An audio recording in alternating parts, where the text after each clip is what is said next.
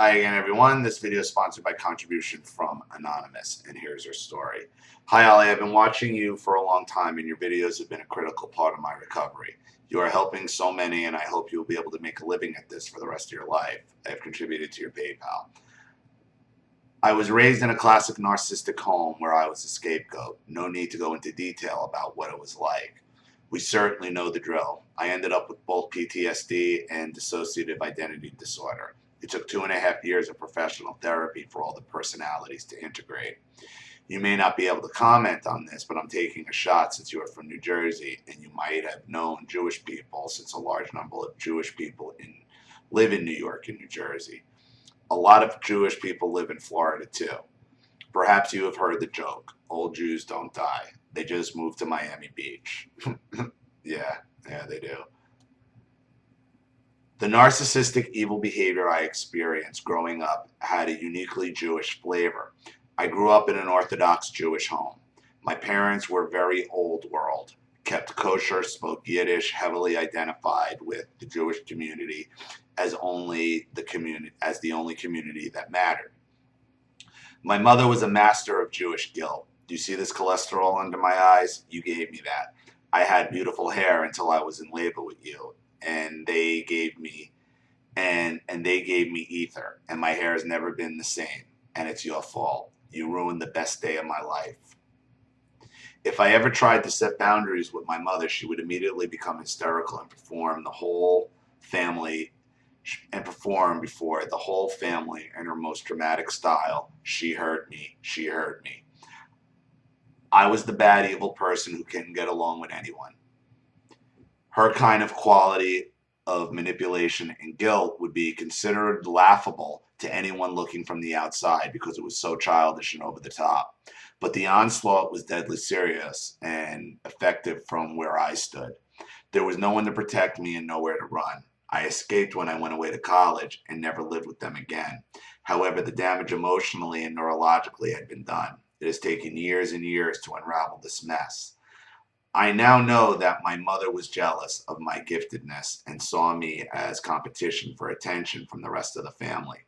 She always projected all of her unresolved hatred toward her sister onto me. Dad was just a full outrager. His favorite line, screamed at a terrifying decibel level at his innocent, defenseless little girl, was, You're no damn good and we're going to throw you out.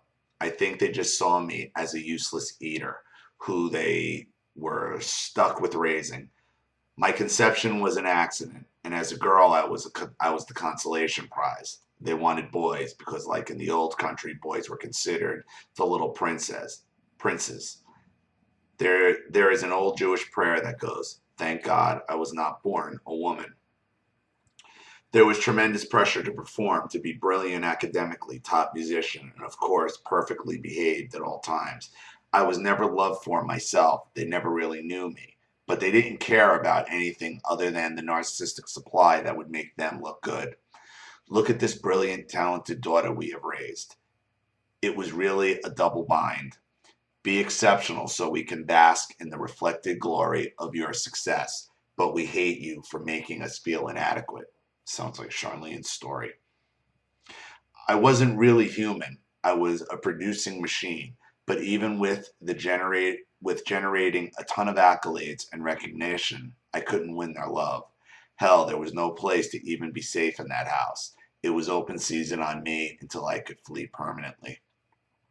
My recovery has not just been from plain vanilla narcissism, but is covered with a thick veneer of sick Eastern European ghetto mentality.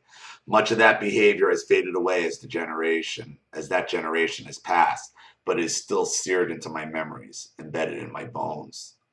I would guess that others have culture interwoven with the narcissism they were raised in. For instance, I would conjecture that you would find this kind of guilt, manipulation, and pressure to produce and be successful in Asian families. And you do. And you do in Asian families. Asian families can be very repressive. And I can tell you this. We used to catch a lot of Asian teenagers stealing. Shit ton. Probably more Asian teenagers than any other teenager we would catch. Because their home lives were so repressed they would go out and steal. It's just culturally, it's a way they act out. You know, every culture, I think, has different ways they negatively rebel or negatively act out. And when you're repressed like that, you're susceptible to rebel and act out in negative ways. You have mentioned in previous videos how the machismo aspect of Hispanic culture is incredibly abusive and damaging to women. Any thoughts that you can add? Yeah, I mean, look,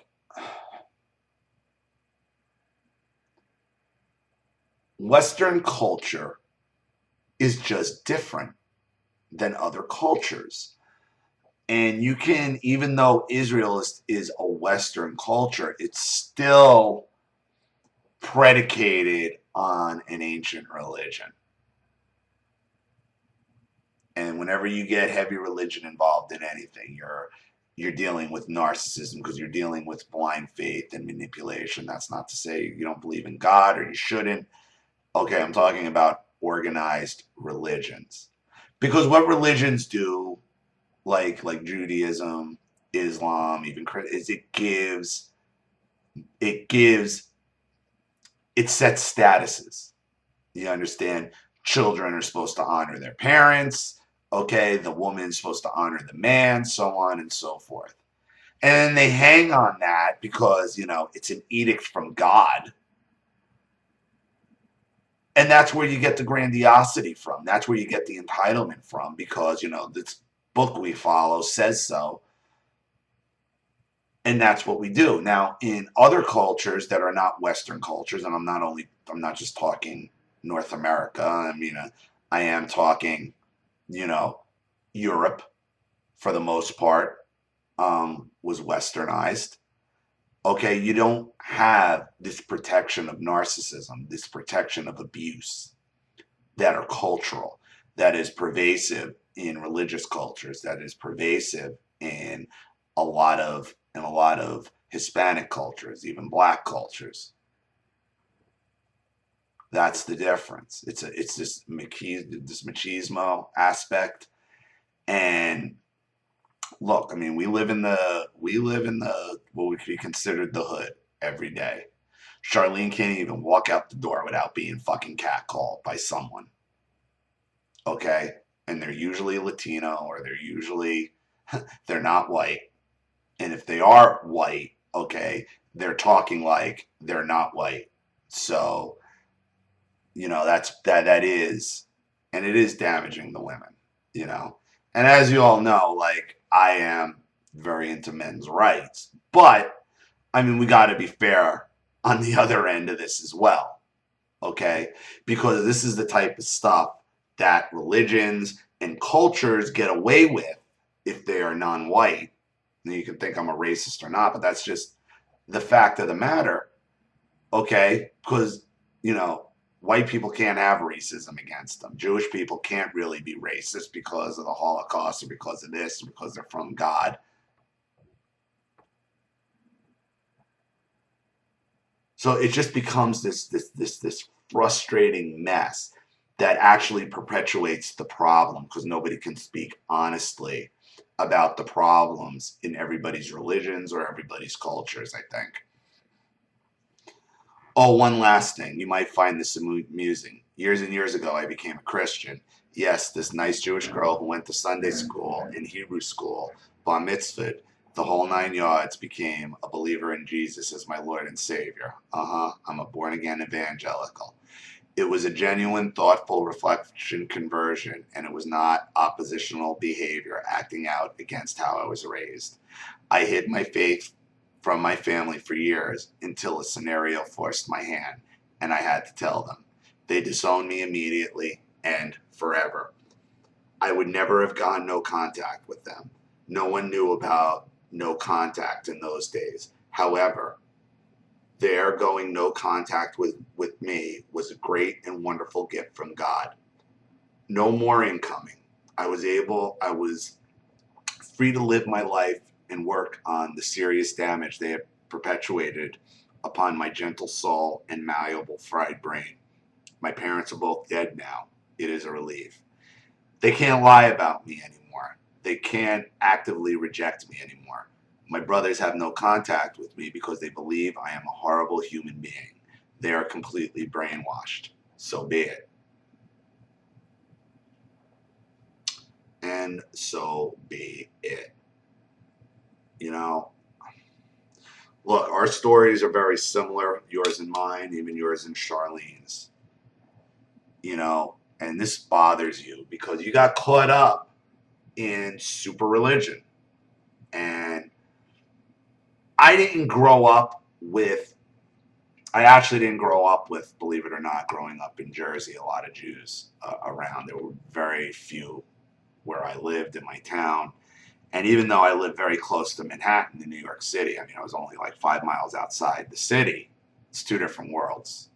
It's two different worlds. However, in my professional life, I worked with plenty of Jewish people. Okay, a lot of them awesome, most awesome, decent, normal people. Okay, but the ones who weren't. But I will say this: every time I have been screwed over at work. Okay, whether it was at Macy's or IKEA or other things. It's been a Jewish person to do it. And then they hide behind their religion. And, you know, the latest example, and this is one I talked about, was IKEA. Okay. And this is a problem that is pervasive. It is a known problem in the Jewish community. I'm not saying that this is all Jews, but this is a problem within the Jewish community in that they protect child molesters. Yes, they do.